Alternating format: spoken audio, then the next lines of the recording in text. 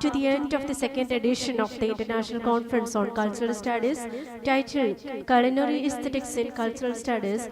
We hope you have got an excellent opportunity to mix and mingle with our fellow delegates from different stratas, from different parts who pursue researches in different fields of literature. Moving further, it is time for us to begin with the valedictory session, and we are fortunate to have with us Reverend Father Paul Nedumpurathu, Higher Education Secretary of Corporate Educational Agency, Diocese of Kodamangalam, and our Principal Dr. Thomas K.V. We have already gained perspectives regarding avenues available in researchers in the field of Indian food studies from the session of Dr. Shweta Antony, and we are gifted with her valuable time for yet another session. And thank you, ma'am, for being here. And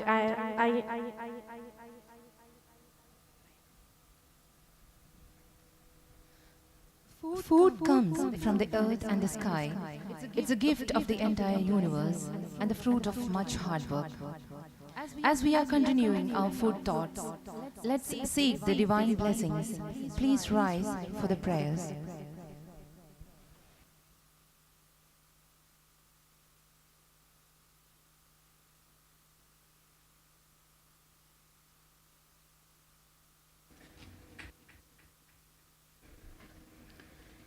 There shall be showers of blessing. This is the promise of love. There shall be seasons refreshing, sent from the Savior above.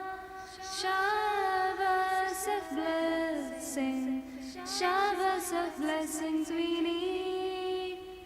Mercy drops round us are falling. But for the showers we plead, but for the showers we plead.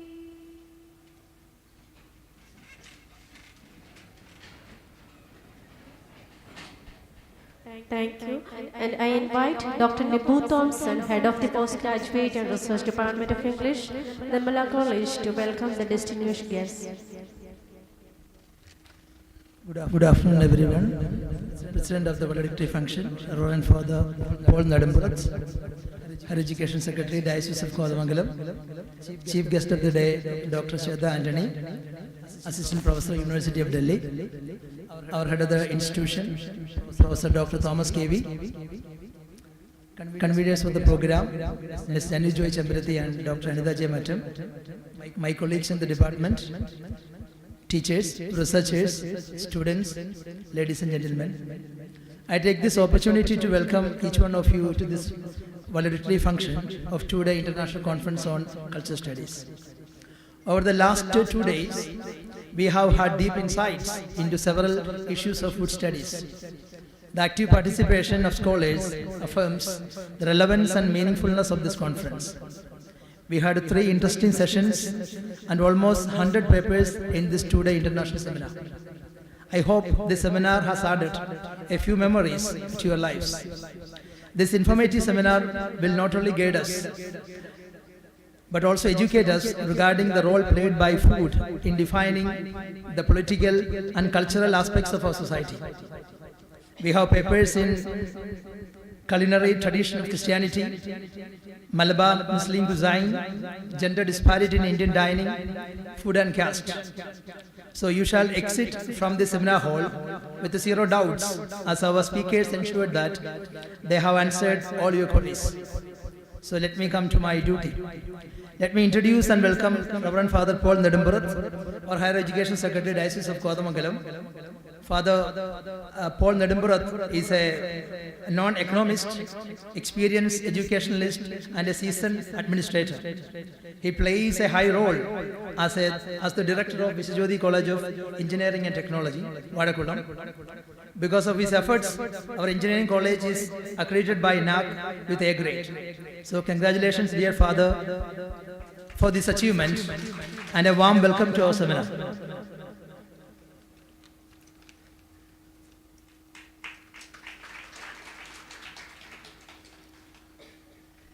Let me also welcome our dear Principal, Professor Dr. Thomas K.V., He always supports these kinds of academic events. He has been with us, with our department throughout the seminar, even though he has to be at Mahatma University as part of global academic meet. For the participants from other colleges and states, it is his time that our college is re-accredited with NAC A++ grade. It shows his mettle as the able administrator and a visionary leader. Welcome to this function, dear Principal.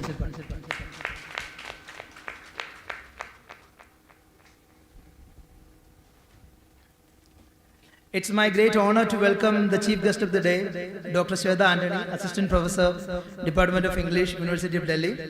I don't want to mention her academic credentials or her expertise in food studies because you have already experienced it from her session.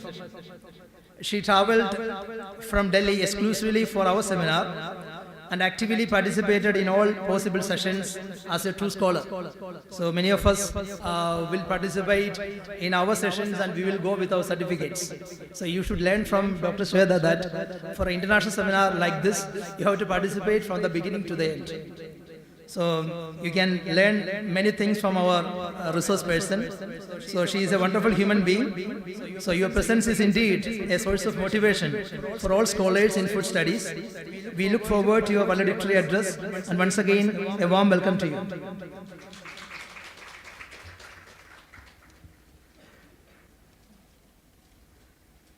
So we have two meticulous ladies as conveners of this conference, Ms. Anujoy Chembarathi and Dr. Anitha J. Mattam. Ms. Anujoy Chembarathi is always special because she is energetic, engaging, and able to captivate an audience and hold their attention throughout her speech. On either side, we have Dr. Anitha J. Mattam, who always works silently and her dedication is unparalleled. This conference is actually their product and the department is very proud of them. So once again, welcome to this great function.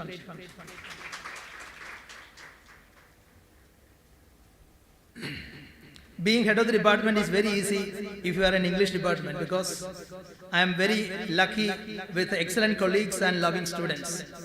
It is their hard work and commitment to department made this conference functional. I especially congratulate the students who have done the artwork for this conference. So welcome my dear colleagues and students. So I welcome all the participants for this valedictory function. We found a great strength and support to all the programs we undertake. So welcome once again to Nirmala. Thank you very much. Thank you, sir. Real cooking is more about following your hearts than following recipes. So from the bottom of our hearts, we extend a hearty welcome to you, sir.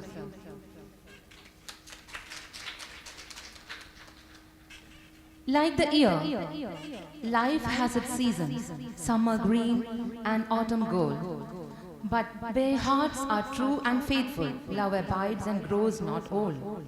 This is perfectly true with the person to whom we are going to listen. Reverend Father Paul Nedumura, officially speaking the Higher Education Secretary, Diocese of Kodamangalam, and unofficially a loving paternal figure in the whole realm of academicians in the diocese. I welcome you, Father, for the presidential address.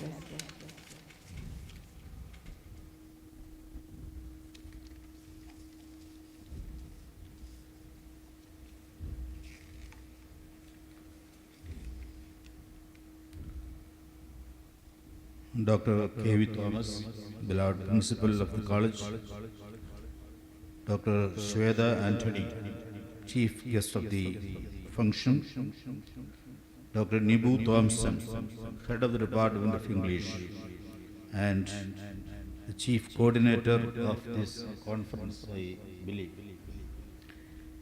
Ms. Anujoy Chembarathi, convener of this program, other faculty who are actively participating in the coordination work behind this program. My dear participants, whom I understand to have come from different colleges and different institutes. We are at the end of this two-day conference. And I'm sure you all have benefited out of this conference. And as for me, the topic of this conference is a little strange. Not because I have not enjoyed culinary art or science, but literature on it is rather unfamiliar to me. Of course, we know food has been an important symbol and metaphor used by modern writers abundantly in literature. Lot of food images and culinary narratives are found in literary works, irrespective of language and cultural barriers. I am sure this international conference has examined very broadly the moments of culinary transformations in literature.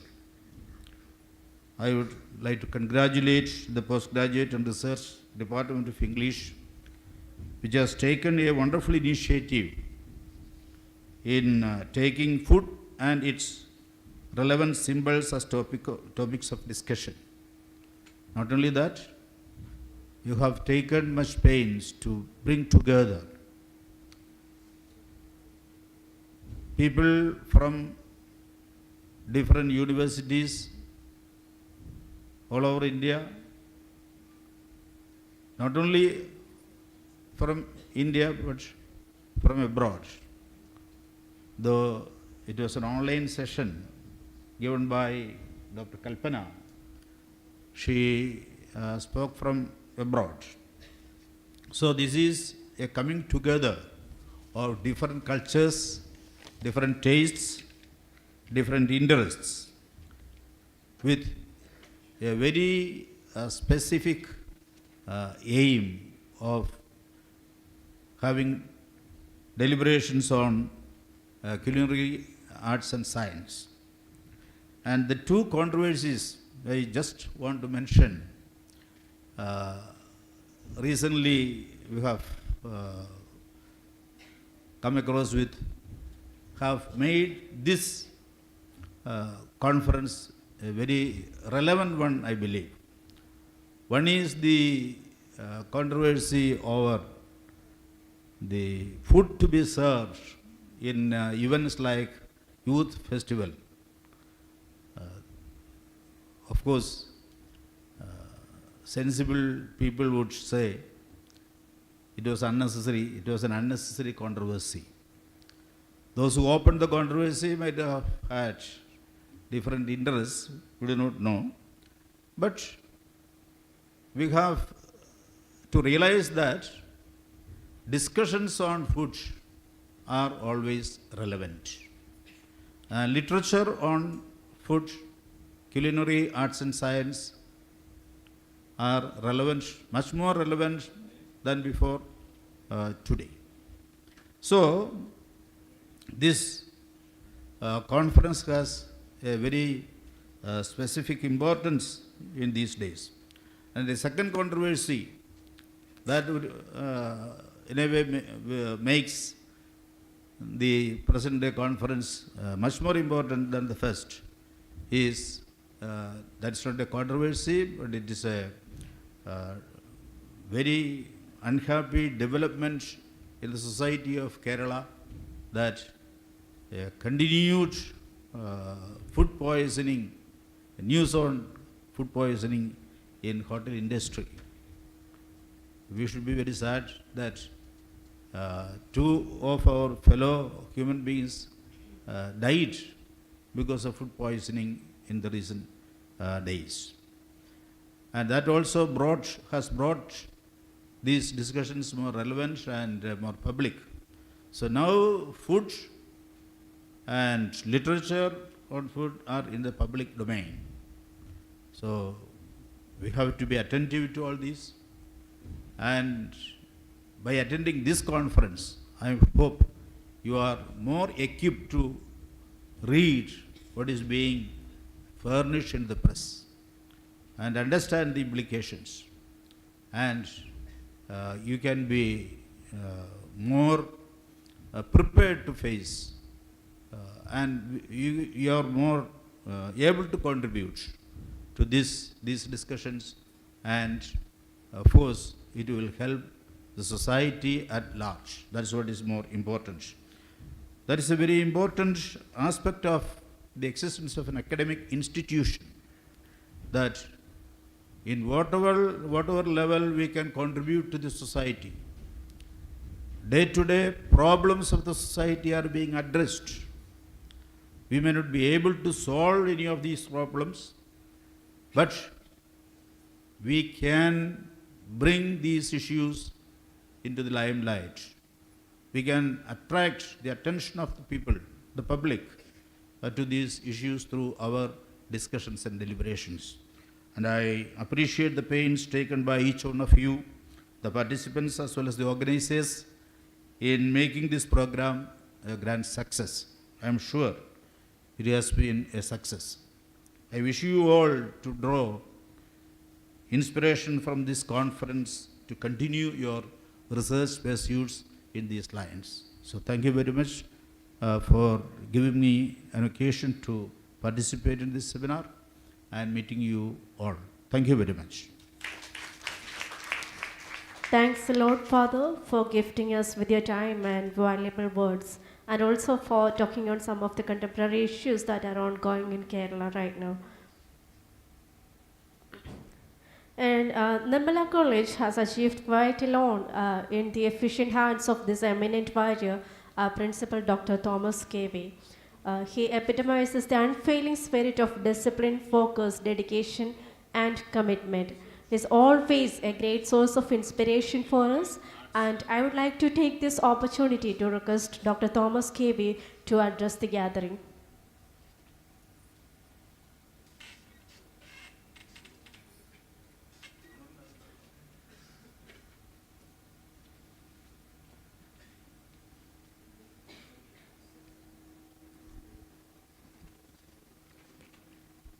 Most respected our Higher Education Secretary, Reverend Father Paul Nedumbrath, since he has to attend a funeral, that is the reason he is leaving. Thank you, Father, for spending your valuable time with us.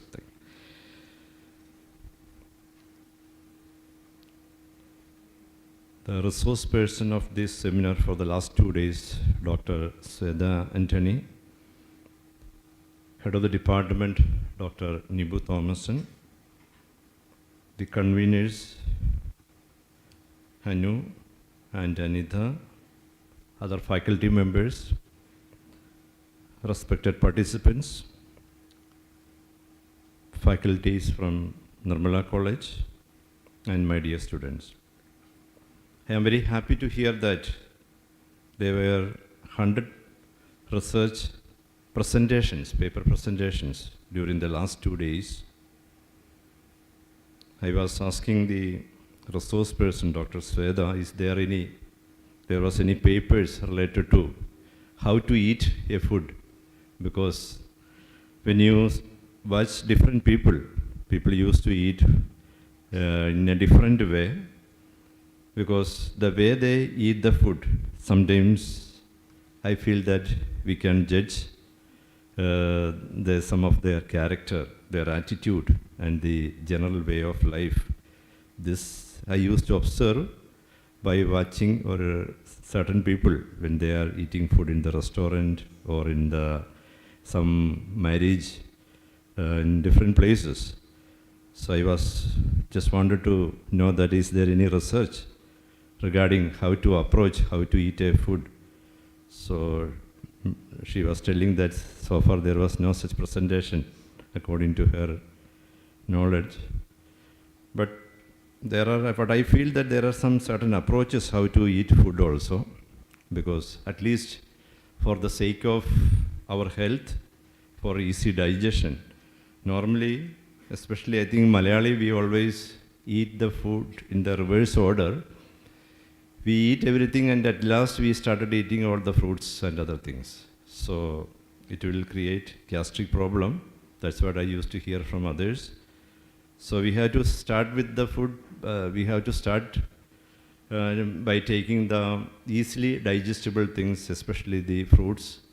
So when you take fruits, that always help our health, to maintain a good health. Secondly, we don't going to eat so much carbohydrates, because the carbohydrates or the rice or tapioca we used to eat, that started from the, for a long time, our parents or our grandparents, they used to work a lot in the field.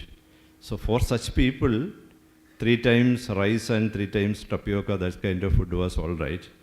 But students like you, normally, the only work, I think, hard work you used to do is while dancing. Some function is there, some music is playing. That is the, like body is exhausted only during that time. Apart from that, none of the time any of your body is getting exercised. I don't think so. So the students like you needs to maintain a good, in order to maintain a good health, the type of food you have to, food habits has to be in such a way that it should not harm you, especially instead of taking too much meat or too much rice, carbohydrates, that is, will accumulate even fat also. So you should be taken care of that. Since you are conducted an international seminar related to culinary and other aspects, it should help you at least to maintain you a good health. So, secondly, what I observed is that in North India, like any type of family, they always eat the food with a spoon and fork. But in Kerala, most of the south states, hardly anyone eat with a spoon. Only even some convent or in some seminary, there some tradition is there. On all other places, normally we used to eat with the hand. And most of the marriage ceremony, after having the food only, Malayalis started asking where I can wash my hand. Because first if they are searching for a washroom, then they may not be able to sit any places, they may not get a table. So we forget even washing the hand. Not forgetting, we just avoid to do that thing initially. So at least you should, before started eating, you should wash your hand. That also a part of your tradition. That's what I feel like that. Then, and certain food is also having a religion. That's what I feel that. Only, yesterday I was talking to someone, only chicken is not having any religion, all other, because chicken can easily served in any places where any religious people are there, we can easily serve. But other meals in different, especially in Kerala, we can serve most of the non-vegetarian food. But when you go to North India, there we cannot serve beef. You cannot, in certain places, you cannot serve pork. So most of the places in Kerala, it is almost, so far there is no violence appeared, I think, regarding the serving any type of food. But that at least, that much religious harmony is maintained here. So, but there are certain food, when you say that patri and kodi iruchi, normally Muslim community, they prefer to have some, especially during their Ramzan or other festivals, they used to have that kind of food. Even Christians, they have this, like, what do you say, appam with the mutton stew, like that, they have, like, then that kodikota is also something related to some kodikota, some religious. So some food are connected with even region also. But at least a religious harmony is here, which is, we cannot find everywhere. But now all of you have a habit of having all type of food. So I feel that you all having a mixer of culture nowadays. from North India, South India, and even from the continental food also you started eating. So all kind of that kind of cultural diversion is happened. So I don't want to continue anything related to any such of the topics, but only one thing, I am very happy to see Dr. Sweta Anthony here, not because I know her, only because the place where I have spent 80 years during my studies, because Delhi University, the arts faculty, because the name, after the name it was mentioned arts faculty, University of Delhi. I attended my postgraduate classes and my PhD, and the most of the time, like you, I have spent in the arts faculty, so I have a lot of things which comes to my mind, so many reflections are coming. So happy to see you here, and I hope you have enjoyed the both days at Nirmala College. On the behalf of each one of you, I also extend you a great respect and attitude for spending your valuable 2 days with us. And I also congratulate all the students, because I was seeing yesterday, even at 8 o'clock also, many students were in the campus. We are supporting all the activities in connection with the international conference. And also I observed both the faculty members, even the communicative department and the English department, they are doing each and every aspects in such a way there should not be any drawbacks in the international conference. So I really appreciate all the efforts taken by the head of the department and all the faculty members to conduct this international conference in a grand way. Hearty congratulations to each one of you. I also congratulate all the participants who are here from different institutions, because Dr.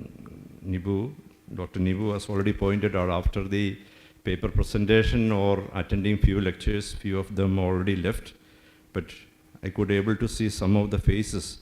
They are not from this college. They are still with us to attend the seminar till the end, and special thanks to them. I wish all success to all of you. Thank you very much. Thank you, sir, for doing such a delightful felicitation, sharing your observations, especially with the simple example of chicken who is religionless. In cooking, you have to be able to master something good before you can make something great. As we have listened to Dr. Sweta Anthony yesterday, during this very time, we have become sure about the turmeric, the most valuable outcome of this conference. Now, I request Sweta ma'am to address the gathering.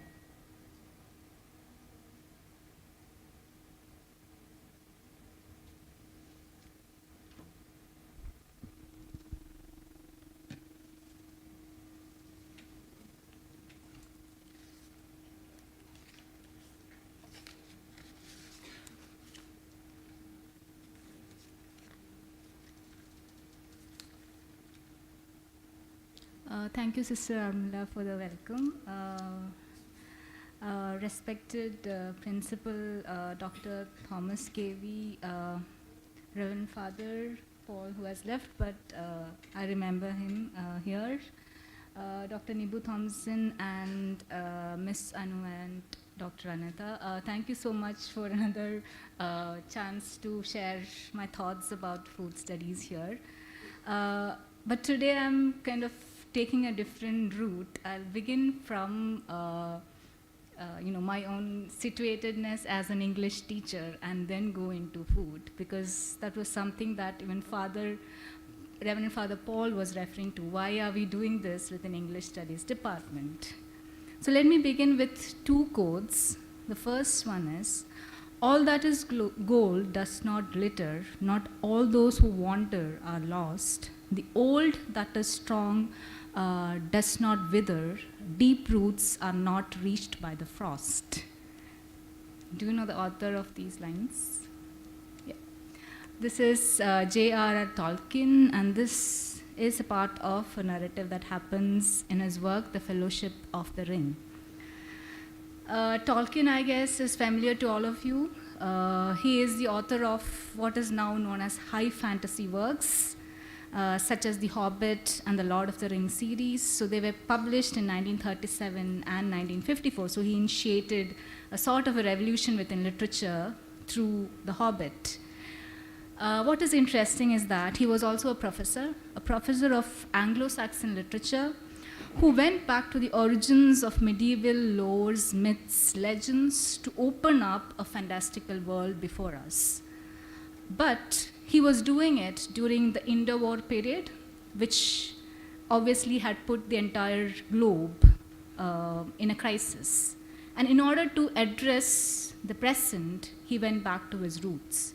So he evoked the roots of Anglo-Saxon tradition to make sense of the traumatic lives and times during the Indo-War period.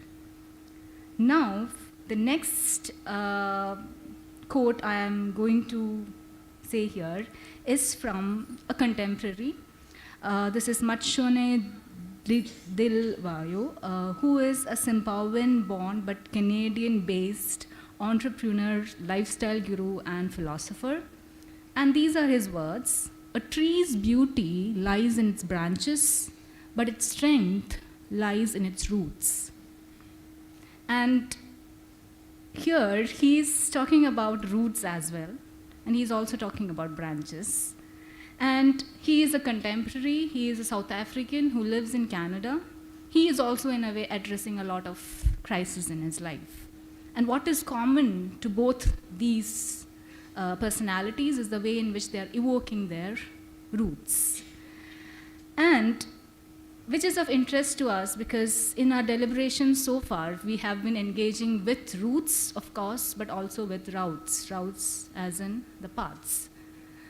I guess in Malayalam it makes more sense. Verugalum, Varigalum, right? We have been dealing with roots and routes. And why am I talking about these two, why am I referring to these two these two set of lines is because any academic deliberation is charted out with the agenda of exploring an area from all possible perspectives. We dig into the roots to make sense of the routes. Since both are inevitable for making sense of who we are, what we are doing, and how we are doing it. What is of interest also is the fact that the reference to roots and routes were also part of almost all the sessions that we have attended so far. And also, another interesting aspect is aesthetics, because the title itself is Culinary Aesthetics. So if you go back to these two sets of quotes that I talked about, if you go to deep roots are not reached by the frost in a way adds some sort of an aesthetic to the tree, right? Yeah. And if you're looking at Dilvago's lines, a tree's beauty lies in its branches. So both of them are in a way engaging with beauty, with aesthetics, but is also in a way talking about how whatever we see or acknowledge as beauty is also something that is not essentially positive. It also has a wide spectrum of emotions attached to it. And redefining of aesthetics is also another aspect that came up as part of the deliberations. And the next important aspect is, of course, positions. So Tolkien's position and Dilvago's positions are in a way contributing to an understanding of roots, routes, and aesthetics, all right?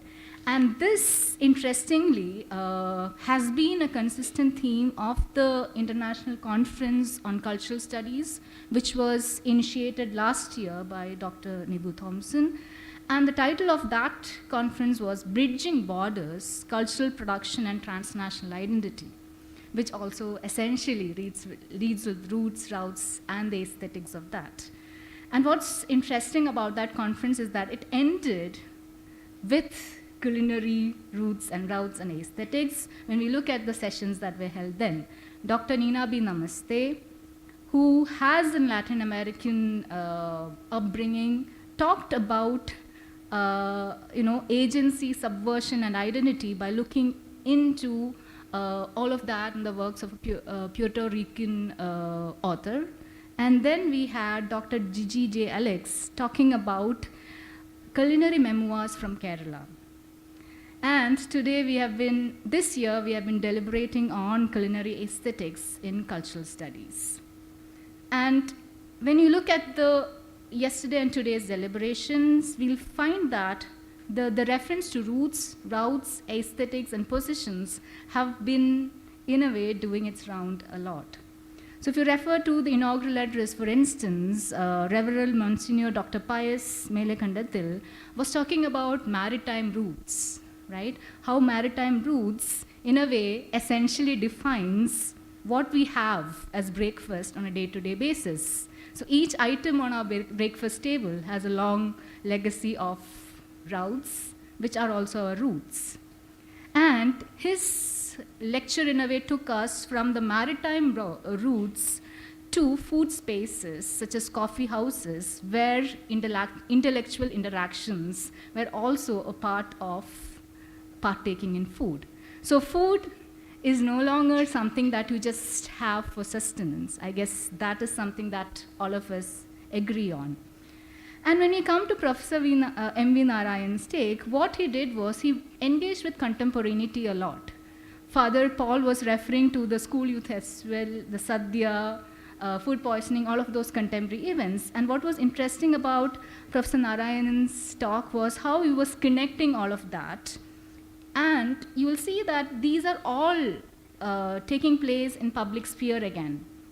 Sadhya, the case of Kurimandi, or the consumption of beef, all of those which were raised by Professor Narayan, talks about public spaces, about food, but the aesthetics or the socio-political dimensions of the aesthetics of food. And one of the things that he problematized was how certain practices get naturalized and normalized, and there is a sense of historicity attached with what we eat. And one of the things that he was also trying to do through his lecture was to bridge the gap between the discursive right and wrong and the daily experiences of the right and wrong. So how do we figure that out? And one of the solutions that he gave was eat what is available. And in our conversation today, Sir had asked me about the same thing that he discussed today. So I was telling we are in a way discussing more about why we choose to eat certain food. And then Sir had in a way interestingly said that, why do we choose to eat a food? We started eating food that was given to us by our parents, right? And even as a child, we used to show our love for a food item or our dislike for a food item in whatever ways we could. So choice was always been a part of our lives in a way. But this going back to our roots is important in order to understand or in order to kind of bring in a solution to why are all such narratives taking place in our society on a day-to-day basis? Why is the need for a controversy? Isn't it irrational?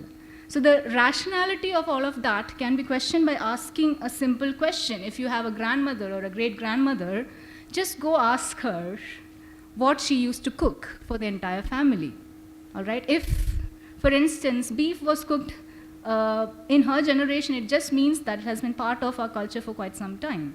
So that's one of the things that Professor Narayan's lecture gave us, how to practically engage with the problems that we are finding around us. And he was also talking about repositioning the indigene and through that perhaps decolonizing the idea of a homogeneous cuisine, homogeneous sense of, say, something like Kerala cuisine, for instance. Then in today's presentation, Dr. H. Kalpana also engaged with culinary aesthetics, but she was looking at food as art. And what she was problematizing was, of course, the nature of food, the representation of food, the identity constructions, the power structures at play, the social fabric. but most importantly, how the aesthetics of the production and consumption of food was largely political, and how there were a lot of economic implications of the same, all right? So everywhere we can, in a way, understand that roots and routes and aesthetics are, in a way, connected. Now, if you're looking at the kind of presentations that were done here, which was, in a way, across time and space. For instance, there were papers related to the Sangam period, which dates back to antiquity, in a way. And there were also papers that talks about the very recent Netflix, very recent movies such as Jai Jai Jai Hai. So there is a wide expanse of discourse that happened. And one of the things that came out was the importance of historicity, the importance of understanding categories such as diaspora, the need to come back to the local, the indigenous, etc., but also, more importantly, the generic transactions. For instance, we had cookbooks, recipe books, and there were scholars who were asking, how do we classify cookbooks? How do we classify recipe books? Are they part of literature? And there were memoirs about food, memoirs in the form of a cookbook. Then there was interesting deliberations on something called culinary crime fiction, domestic fiction, films, and series. So we have an entire, range of texts that talk about food. Which brings me to a very practical question within an English studies department. For instance, how do we make sense of all of this? And one of the questions that Dr. Nibu had given us at the very beginning of the conference was, how do we do food studies? So this part of my lecture is going to talk about that by talking about method and methodology. So method would be, how you analyze a text. For instance, mostly we do textual analysis. So we are looking at food as a text, and how do we ask pertinent questions to food to get an answer to the problems, all right?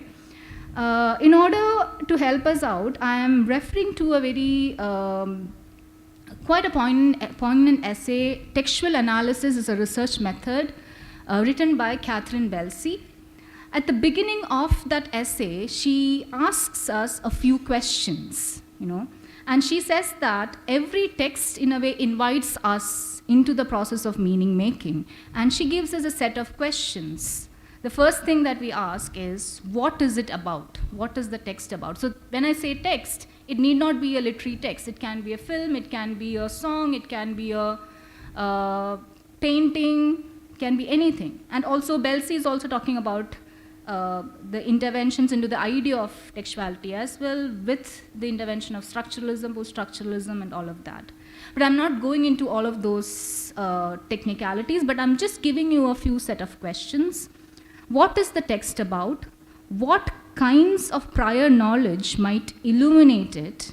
What difference does it make if we locate the work textually and historically? So it's also important, if you're doing food studies, to locate a narrative or locate a food within history. So in the last lecture, I was talking about how idiom has had a lot of transactions and interventions. So it's important for us to be aware of the historicity of idiom, to understand why it is used as a metaphor within a film like Jai Jai Jai Hai, for instance. So what difference does it make if we locate the work textually and historically? What position or range of positions does the text offer its reader? So almost all the resource persons were talking about this, the plurality. For instance, we have to open ourselves to interpretation. We cannot limit ourselves to a monolithic understanding of how food is represented. So the most conventional method within English studies is to look at food as a metaphor. That is not the only thing that food is doing within a narrative.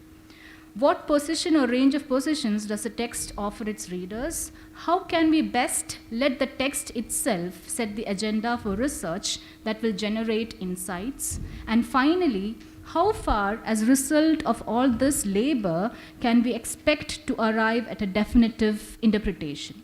All right? So these are the possible questions that you will have to bring to any text that you are planning to analyze. And enough about theory. Let's just do a practical now.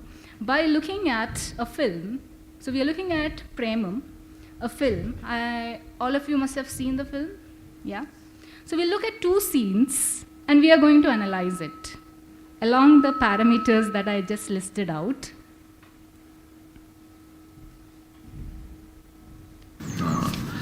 അവളിപ്പോൾ ആ ചാള വെച്ചില്ലെങ്കിൽ കുഴപ്പമൊന്നുമില്ല. എടാ വിനോദേ, ശംഭുവിന് കോയ്ക്ക് 2 ചായ കൊടുത്തേ. അളിയ, ഞാൻ ബാംഗ്ലൂർ പഠിക്കാൻ പോകും. അവിടെ അടിപൊളിയാന്നാണ് ജവാദ് പറഞ്ഞത്. ജവാദോ? ആരാ? എൻ്റെ മാമയുടെ മോൻ. ഏത് മാമോട്? എടാ മാർക്കറ്റിൽ കായ്ക്കച്ചവടം നിർത്തല്ലേ? കായ് പുള്ളിയാണ് എനിക്ക് പോയാൽ നേരിട്ട്. പുള്ളിയാണ് ഇട്ടത്. ചേട്ടാ 7 പഴംപൊരി ചായ. എത്രയാ? എടാ മേരി എവിടെ?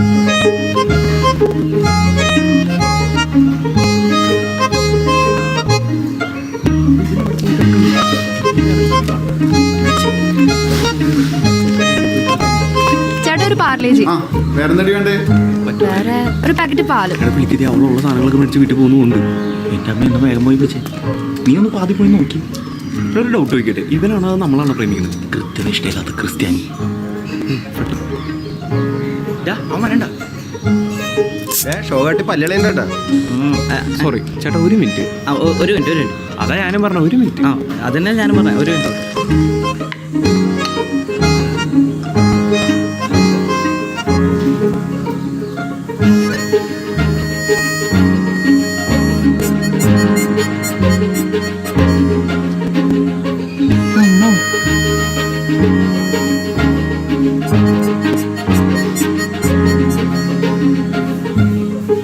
കുതിപ്പിക്കാനായിട്ട് ഓരോന്നുണ്ടാക്കിക്ക.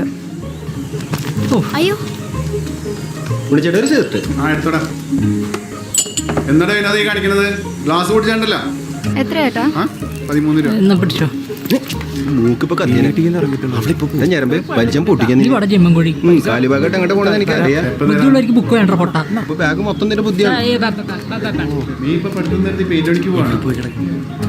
ശരിയുണ്ട് ചേട്ടാ.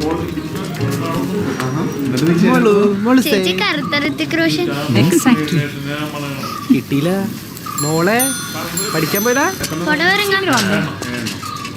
നല്ല പിള്ളേല്ലേ?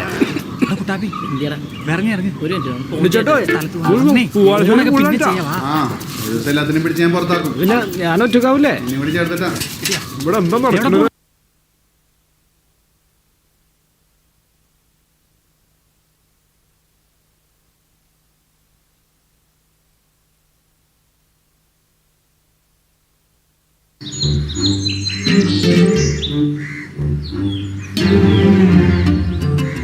കഴിക്കാൻ പഴംപൊരി കിട്ടൂ?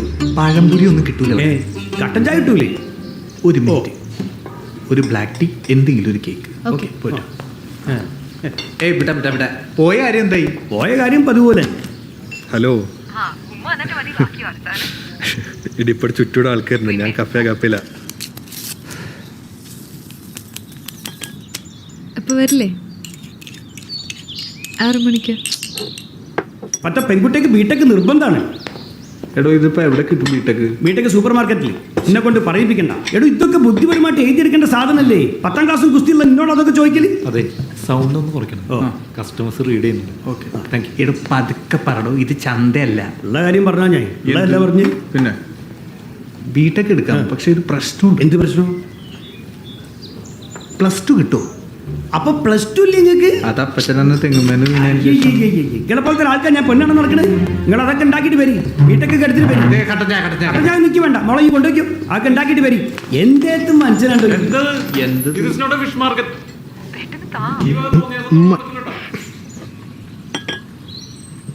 I'll text you later. Bye.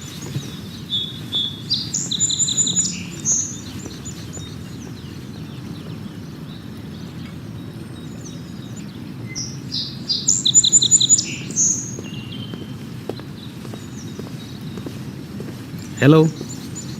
Hey, ഇവിടെ ഉണ്ടായിരുന്നോ? ഞാൻ നോക്കിയിരുന്നു. ഞാൻ അകത്തൊരു കേക്ക് ഉണ്ടാക്കിക്കൊണ്ടിരിക്കുകയാണ്. ആഹാ, കേക്കൊക്കെ ഉണ്ടാക്കോ? കട നടത്തല്ലേ? ഒറ്റയ്ക്കുള്ള? അല്ല, അന്നുകൊണ്ട് കേക്ക് എങ്ങനെ ഉണ്ടായിരുന്നു? നല്ലായിരുന്നു. നല്ല കേക്കായിരുന്നു. ഓക്കെ, ഇരിക്കുന്നോ? തിരക്കില്ലെങ്കിൽ.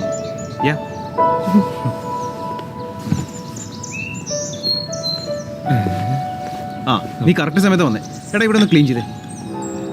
എന്തെങ്കിലും വേണോ? എടാ അതെ, ആ റെഡ് വെൽവെറ്റ് കേക്ക് 2 പീസ് എടുത്തു. അല്ല, മുതലാളി ഉണ്ടാക്കിയതാണോ? മുതലാളിന്ന് വിളിക്കരുത്. അല്ല, ഉണ്ടാക്കിയതാണോ? എന്നാ എനിക്കും ഒരു പീസ് വേണം. 1 പീസ് ബേബിയും കൊടുത്തേ. ആഹാ, ഭയങ്കര ബിൽഡപ്പാണല്ലോ. അത്രയ്ക്ക് നല്ല കേക്കാണോ? വെയിറ്റ് ചെയ്യുന്നു. അപ്പൊ എന്ത് പറയുന്നു? സുഖം.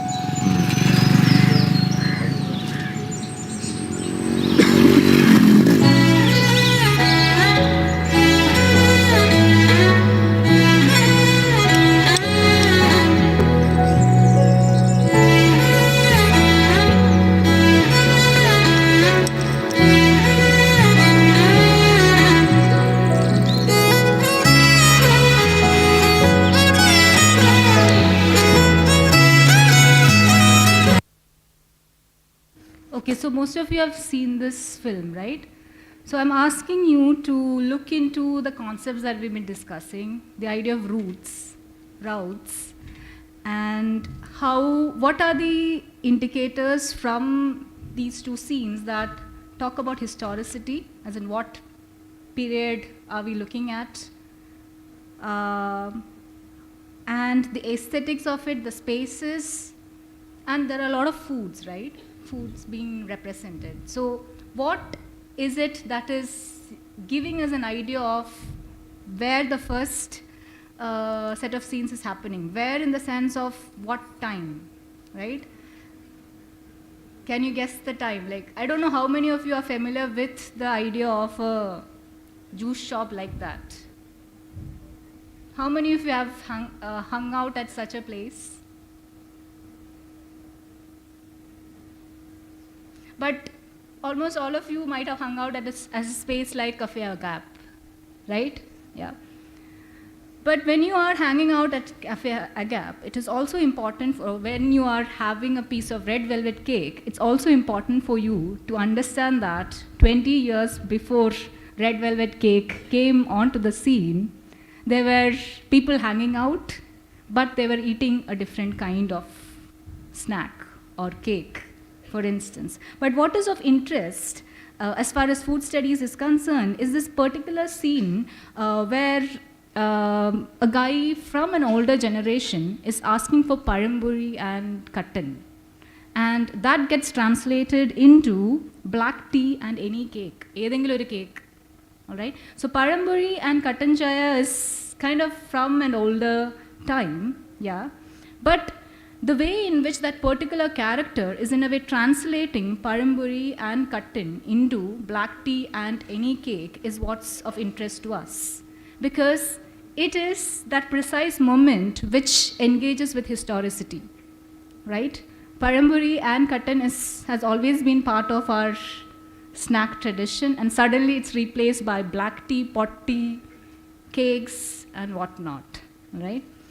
So this is how you analyze the film and look into how food is in a way communicating a lot of things to us, right? So that is your analysis.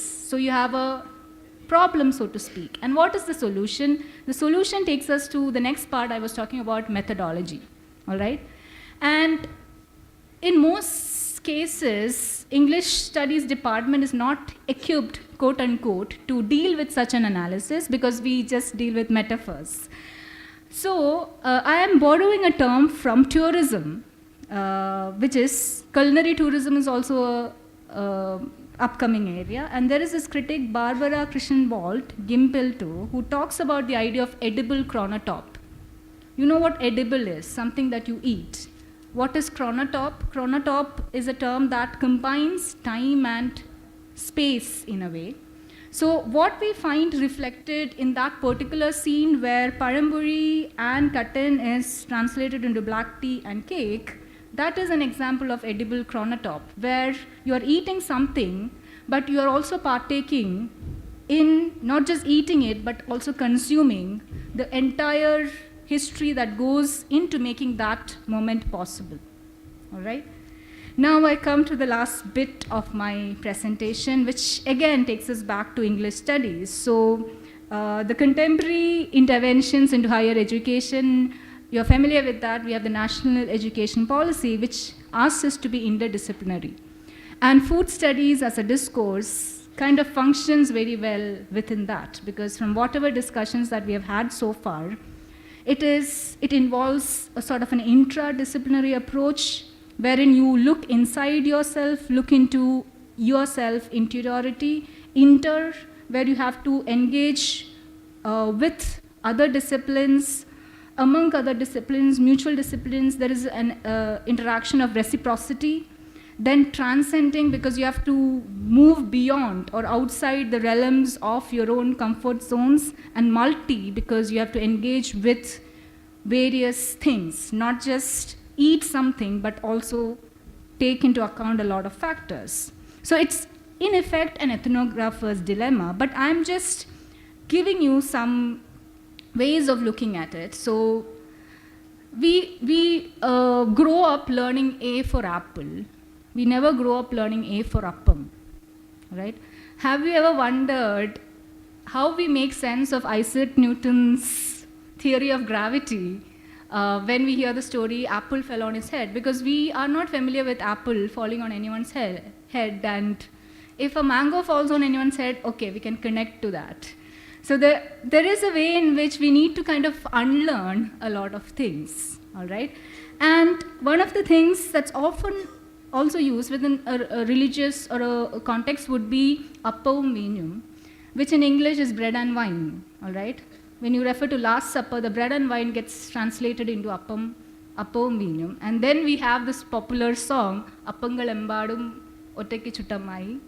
Then we have a very popular folk sort of a narration about Ayyappan Amma Neyyappan Chuttu, each part of Kaka Kutti Kadalilittu. So there are many versions after that, which gives us interesting insights into how caste system works in India. So the Appangal Embadum Ottekku Chuttamai gives an indication of how patriarchy works within Kerala. So by just looking at how appam is used in all this narrative, we are able to understand the fact that food is not just there for mere eating, it's there for consumption. All right? But one of the things that you need to be aware of is that you have to free yourself from prejudices, you have to question representations, you have to question each of your choice and the politics that's involved in your decision. And of course, Father Pius was referring to consumption patterns. And in the conversation with Dr. Thomas KV, I was also thinking about this. So just inside your college, you have a canteen. Just you move outside, you have Faluda Nation, then there, you just Burger King, then there is KFC, all right? Why do you choose to go to these places? It's not really affordable if you're a student. Yes, canteen is more affordable. And of course, when you look at Premium, that space is also there, but I did not go there. But you get the point. Why do you go to KFC? Why do you go to Faluda Nation? All right? And let me just conclude by referring to a set of questions that we began with. So Dr. Nibu Thompson was talking about how do we do food studies. Ms. Anu was talking about the material and symbolic, the somatic and psychosomatic aspects of food. And Dr. Anida was talking about metaphorical implications of food. So the answers to all of your questions lies in this fact that you have to connect the dots, all right? And no man can exist in an island. We have to interact. And that is why, because Kerala has a tradition of interaction and welcoming otherness, that's why we have such a rich culinary tradition. In other words, when you sit down before food or any meal, and if you have the openness to acknowledge the roots and routes that brought it before you, you're not just eating, but consuming. And to eat, of course, if you're looking at it from the perspective of language, it's both transitive and intransitive. As in, transitive in the sense of you have to put food in your mouth, where the action is in a way implicated in the verb, but it's also used to the sense of having a meal. But it's drastically different from the verb consume. Because if you're consuming something, you're not just eating it, you are using something to energize yourself, to fill somebody with a strong feeling, and also consume has been used in the connotation of destroying something. A fire consumes you, a passion consumes you, all right? But the destruction can be regenerative, all right? And I guess that was what the entire deliberation has all been about. The aesthetics have to be redefined. How we look at food has to be redefined. And I close on that. Thank you.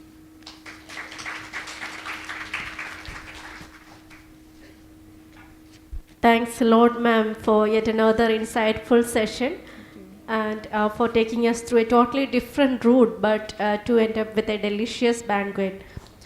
You have rendered more insights into the methods and methodologies we could use while doing research on food and culture. Thanks a lot, ma'am.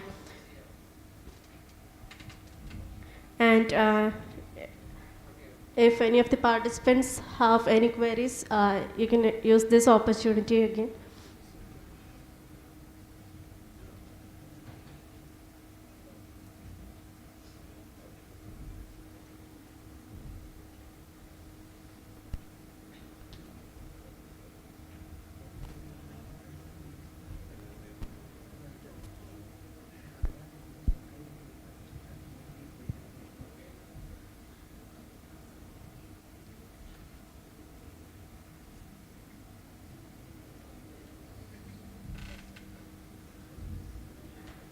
Okay, then we shall wrap up the session. And before that, actually, we value your genuine feedback, and I request our guest participants to take the opportunity to share it with us.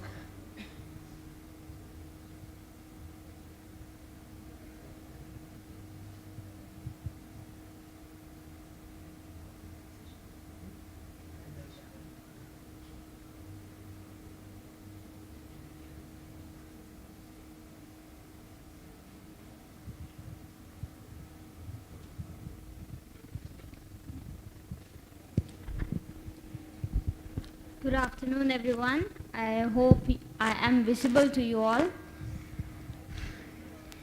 So initially after the lunch, I was literally drowsing because I had a heavy lunch, and of course, we Keralites have a heavy and a variety of curries for rice, of course. Yes, and initially, like I have no idea on what to say. Like, I just feel blissful to be. Yeah, I'm sorry. My name is Arati Salif. I am working as an assistant professor at St. Albert's College, and I come from Ernakulam, Kakinad. So, I know why you guys are surprised. So I'm literally excited to be here. Like I did my presentation yesterday, but this food is a driving force which invited me again here. And I literally feel blissful to hear a lot of speakers, and I could hear M.V. Narayanan sir, to Shweta ma'am, but unfortunately I missed Kalpana ma'am's speech. But fortunately, I heard that it will be available in the recorded version. Yeah, so what I have to say is, I feel like saying is, as a suggestion, like wherever classes I go, or whichever conferences or presentations that I do, what I suggest to my students or the listeners is that literature is everywhere. Like, you should be expecting literature to be everywhere, because literature cannot exist without man existing. Wherever you find man, there will be a literature where you can apply it. So initially, like talking in the context of food, earlier, and still we have a lot of people believing that how is food related to your topic or your subject? Why should a literature person talk about food? Or why should a science student think about food? Or why should a physics student think about food? Or why should he even attend a conference on food? A social science student or teacher, a subject or language teacher, why should we even think about food? We should be thinking about it because we are human beings consuming it. If we can consume it, we should be thinking about it, we should be talking about it. And as I said before, I might appear to repeat the same keywords of feeling blissful, because I literally feel it. Because, and I initiate people to think about it, start thinking and go deep into what we are talking about today, about food. Because it's not just about food or what we consume, as ma'am said, it's not just about consumption. It's much about it. It has the superpower of connecting people, as we hear a lot of people talk about in these 2 days. It has this superpower, and we got to believe in that power, because we need to get to know each other through food. Because I can take quote my own example. In today's, I call it a sadhya because there was a lot of curries and thoran. Whichever curry is in yellow, I call it a yellow curry. I need that yellow curry. I like that yellow curry. And one of the curries tasted like mango, which I really liked it. Usually, whenever I travel with my parents outside and have lunch from a restaurant, I don't go for meals because I hate meals. It's literally boring and tasteless. Maybe it might be because of the food I'm having from the area that I belong to. I come from Ernakulam, but when I traveled, this is somewhat my native place as well. I have a lot of my relatives staying here, and they have a lot of specialities using a lot of rich food and rich fruits in the curries that are like kind of uncommon to me. I'm not used to having a lot of curries like this. I hardly have 1 or 2 curries, maybe a curd and fish, maybe a meat or chicken curry, that is it. But if you need to feel richness, you should be experiencing it. You know, you people are like that. Like we all are like that. Like you don't really realize what richness you are already placed in. When people from outside, you hear from them, especially the NRIs and all, they keep talking about their old nostalgic feeling of having traditional food. I really wonder why, especially why I listen my parents and my ancestors say that once upon a time they used to climb trees to put jackfruit. Even now, in the age of 80s and 70s and all, they are capable of climbing trees. And if we are asked to climb trees, we will be like, oh my god, I have a lot of things to do. A lot of excuses, but in their period of time, and they are super excited to climb trees and mountains to satisfy their savoring and all. But like as ma'am said, we can see the transition from what it was in the past and what are we eating. Like Shweta ma'am had come up with a question on why are we consuming KFCs and Domino's and all. Because as one of the theories that I happened to present over here was food desert. Food desert is it's a situation where you do not find supermarkets where you can find vegetables or fruits or nutritious food. All you are placed in front of is food chains, which are junk foods like KFCs and all those things. You tend to have or consume such more of that food because they are placed in front of you, which is a kind of marketing as said earlier. So what I insist is that going back to roots again. And for that, my humble suggestion would be a change in the attitude of all of us. It's not easy, like our attitude will be like a religion or a belief as I presented. Because not everything, like we all have independent beliefs which might not be acceptable by the listeners who are listening to us. But at the same time, for us also, we might be reluctant to believe in certain consumptions or norms and all. But it is all our attitude. If you want to see a change around us or within us, it has to begin with us. It has to start from us. And we should see more of greeneries. What I see around us, there is even the smell. When I travel from Ernakulam to Kottayam and all, my mother's place is in Kottayam. So even the smell has that nostalgic feeling.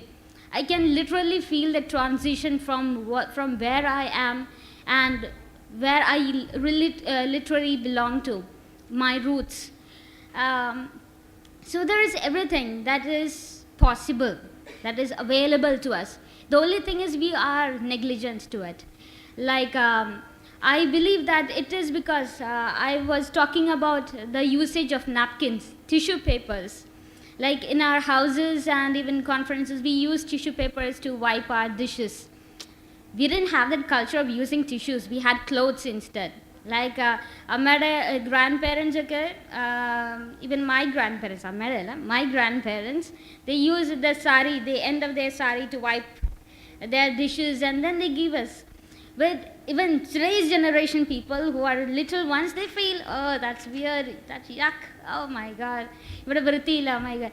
But, you know, that is what is hygiene, rather than using tissues. Do we believe that what is shining, all that glistens is not gold? That's really true. What the tissues we have, they are actually perfumed. And we use that one to wipe our dishes and consume and even make it more complex in what we are consuming. So we need to go back to our roots again, which is, I support ma'am's saying and on this theory. So I'm really glad and really blissful with these 2 days of seminar, and I just have a bundle of thanks, loads of thanks to Nirmala College for giving me this opportunity to experience and to have a chance to give my opinions and my feedback on these sessions, and I'm really grateful to hearing great speakers in the panel. Thank you once again, ma'am. Thank you, Nirmala College. Thank you all the teachers and organizations, and especially I appreciate all the students and teachers and everyone who volunteered this program. They're so cooperative, they are so peaceful, and I really appreciate the environment over here. It's so peaceful as compared to the busy Ernakulam over there, which is, you know how it is. It's all busy and crowded and it's too polluted. And I really feel peaceful and so happy with these 2 sessions, and thanks a lot. Thank you so much. Thanks a lot, ma'am, for your valuable feedback and lovely words. It means a lot for us. We have one more person, I think. I request one more to come forward with your feedback. A very good evening to all. I'm Bella from St. Joseph's College, Trichy, Tamil Nadu. I'll not take much time, just 2 minutes. Okay, my sincere gratitude and appreciation, first of all, to the conveners and especially Anujoy ma'am for picking my phone over and over, because this is a strange place for me. And these both days, whenever I got down at Ernakulam Junction, I had people to guide me, Manu sir to pick me up. Everything was I was safe. As a stranger, to feel one among y'all, I feel so blessed to be here. Thank you for giving me this such experience. And at the same time, the speakers, I just came here to listen to the speakers than to my presentation. Thank you so much, Shweta ma'am, and Narayanan sir, and the other speaker, Kalpana ma'am. All your insights was really thought-provoking, and thank you for making us to think broader and widen our minds. Thank you once again. Thank you all. Thank you, Nirmala College. Thanks a lot, ma'am. Thank you for those encouraging words. Next, we would like to distribute the certificates to a selected few, as there is time limitation. For that, I request Ms. Arathi Salif, Assistant Professor from St. Albert's College, to come forward to receive it from Dr. Shweta Anthony.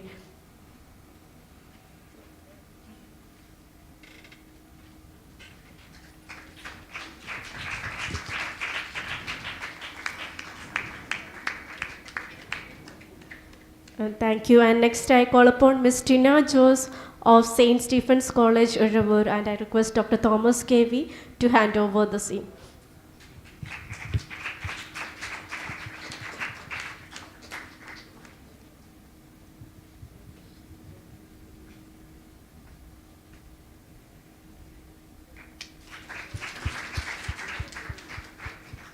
Next, I request Ms. Ashwati P. from Newman College to come forward, and I request Dr. Nibu Thompson to present the certificate to her.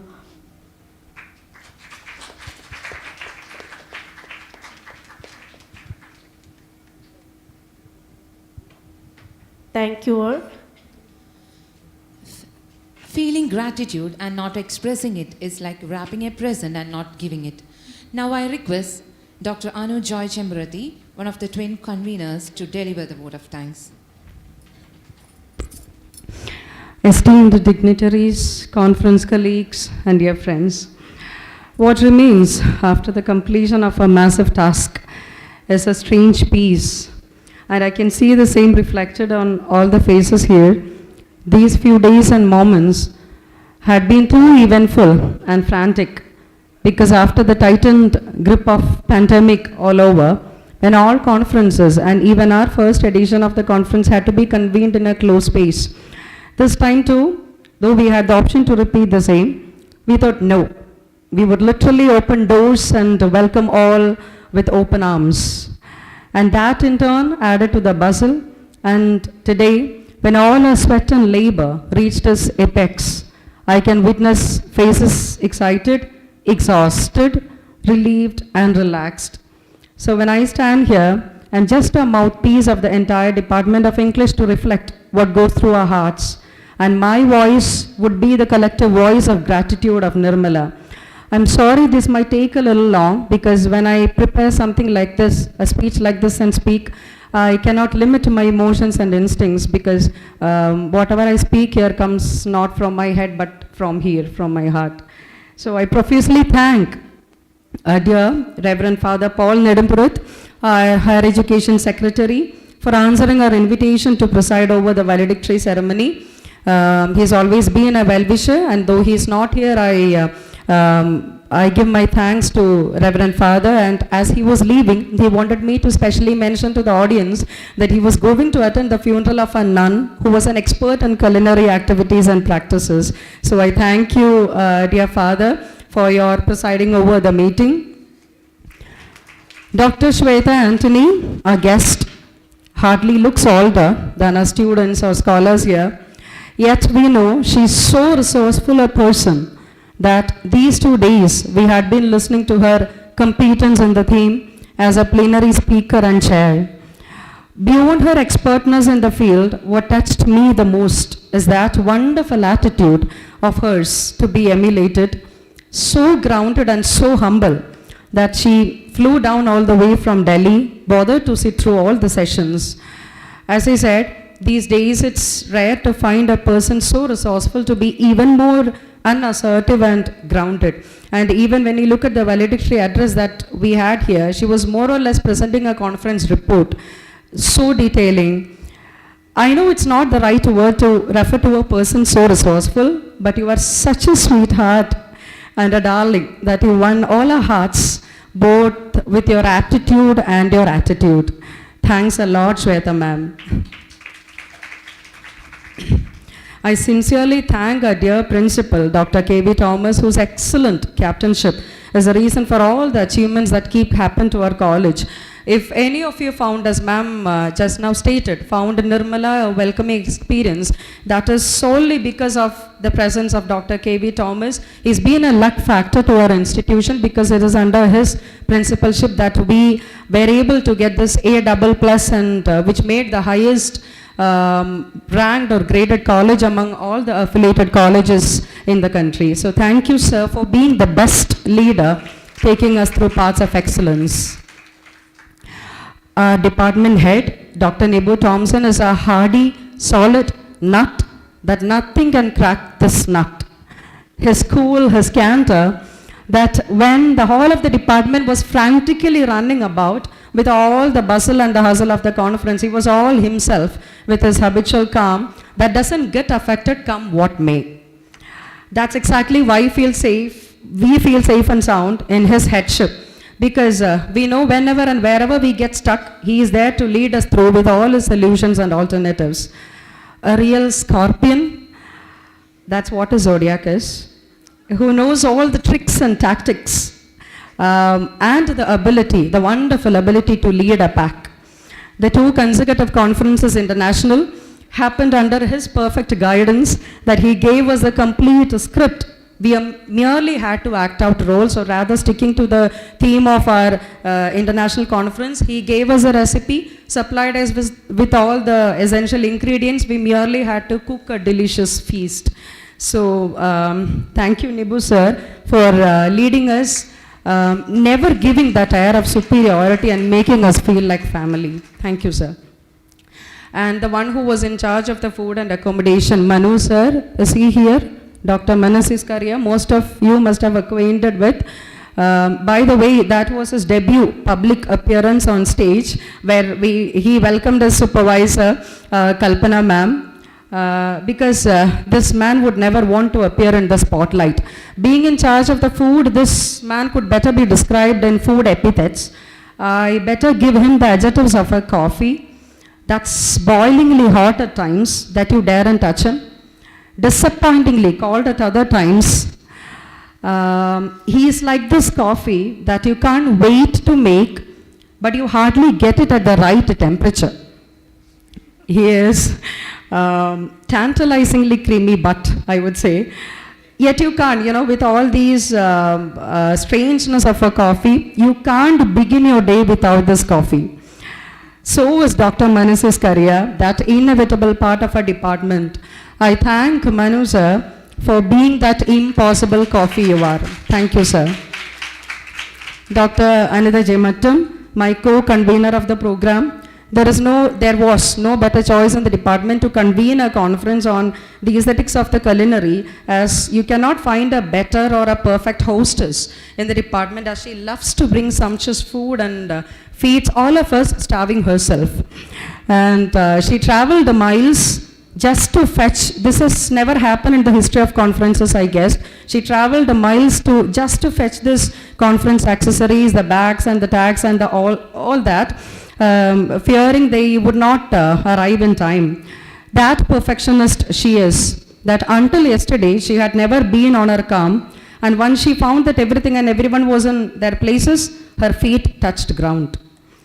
Thank you, Anita, for being a thoroughgoing convener.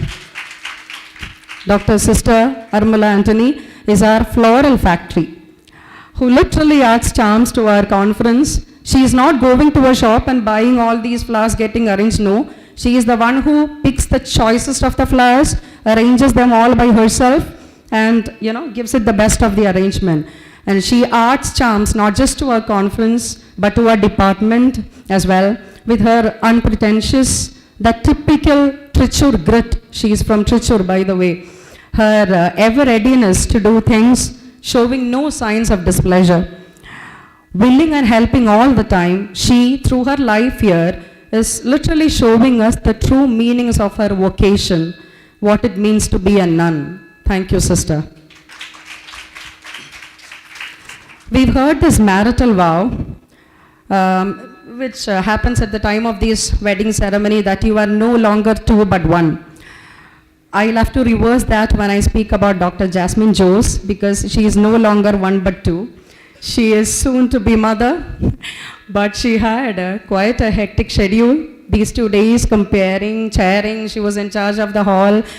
Since we are only 8 in the department, we couldn't literally keep any of us out, keeping out of the tasks. But despite her physical discomforts, she patiently bore with all the tight schedule, carrying out all her duties so well. Thanks a lot, Jasmine. Sorry. Your baby is gonna receive the fruits of your labor and the goodness. Next is Miss Dia and Miss Indu, the 2 youngest girls, assistant professors, the 2 unfortunate souls in the department who had to be at the registration desk all the time, dealing with the rush, tackling with the confusions, and most pitifully missing out all the sessions that happened here. The young girls, though, did the tough task of registration so flawless in a prime manner. A huge appreciation goes out to Dia and Indu for their excellent work done. I also thank Dr. Sanish PB, head of the Department of Sanskrit, who never declined any of our requests and tried all his ways to bring the resource persons to us. He's truly a mentor to us, so we fold our hands in gratitude to you. I also thank Dr. Jacob Elias for being here, for having chaired the sessions. Thank you for your presence, sir. He is the assistant professor at Rajagiri. Thank you, sir. I sincerely thank our technical head, Prince sir, that we can't think of hosting a program without his technical expertise. I don't think any of our program would be on air, but all would be lying low without him. And he is also the man behind this, behind designing this wonderful logo, ICCS, and also the designing of our brochure. Thanks a lot, Prince sir, for your commitment. Beside him all the time, see, just as now, we have Mr. Augustine Benny, who's been with all the ventures of the department no matter what. He is our boy. He was a student and now a colleague. Forget his age. This young fellow is the director behind, the director of all the plays that have been happening here annually. Thank you, Augustine. I extend my thanks and love to my colleagues in the Department of Communicative English, wonderfully led by Mr. Arun Gio Augustine. Thanks a lot, Ms. Poona, Ms. Julia, Ms. Shanto, Ms. Rashmi, who never failed to drop a word of encouragement and love. Thank you so much. I really do not know how to thank this young conference team, our little bunch of girls and boys. The classrooms these days were more like a beehive with all the buzzing and the buzzing. All the artwork that you see here inside and outside the hall, they were all, and there are many more that are left untouched, kept safe because we didn't have space enough to hang them all. They were all handmade by our PG students, especially Neeraja and Anna Victor. Are they here? Neeraja and Anna? Yes, Neeraja is here. Anna is at the registration desk, I believe, assisted by the other girls of our department. Students, you could find them at the registration desk, in the halls, at the food. There was not a segment of the conference that went without their help, staying back late nights and completing all tasks they were asked to. I would especially like to mention Miss Aparna, the little girl standing over there. Forget her size. We've all heard of working encyclopedia, but this one was literally a running registration, and who had in her head the list of all the participants with their schedule. So Anita and I never kept her out of our sight, because whenever we wanted, when somebody asked us what their venue or where their venue or when the presentation is, we had to ask her, and she would come up with the answers readily. So she was that little treasure house, as I said, we never kept out of our sights. She literally chaired more sessions of the department that she hardly budged out of the chair in front of the desktop, scheduling and rescheduling and revising the lists. So thanks a lot, Aparna. I also thank Akshay, the student from our student in Communicative English, for all your wonderful clicks. Yes, and love you, dear students, for all your energy and enthusiasm. And lastly, I thank all our conference participants, who especially bothered to come over here when you had an online option. We thank you all for your extremely engaging participation and for your good words, for your good feedback. Thanks a lot. We thank all our office assistants for the help. There was more than 4 or 5 papers on this one particular movie, Ustad Hotel. I'm sure everybody has seen. Another, Karimka Uppupa Parana oru dialogue undu. Kazhikkunnavarude vayarella nirakkendadu manassanennullathu. So I hope we filled not just your tummies but your hearts as well. As we leave today, I wish the taste and flavor of the culinary discourses will remain on your tongues and on your minds. I hope the smellscapes and the tastescapes you experienced here will continue to play their parts in your life. Thanking Lord Almighty for making everything happen unobstructed, unhampered. I hope I haven't left anyone out. Thank you all.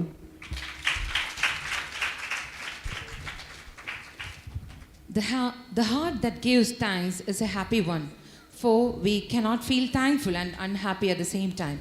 We have no words to acknowledge and appreciate all the efforts you have taken to list out one by one and express the wholehearted gratitude on behalf of the whole department. Thank you, Anu ma'am. With that gratitude being expressed, we hope to see you all during the third edition of our International Conference on Cultural Studies with a new area of focus. Thank you all. With that note, it's time for us to adjourn the meeting.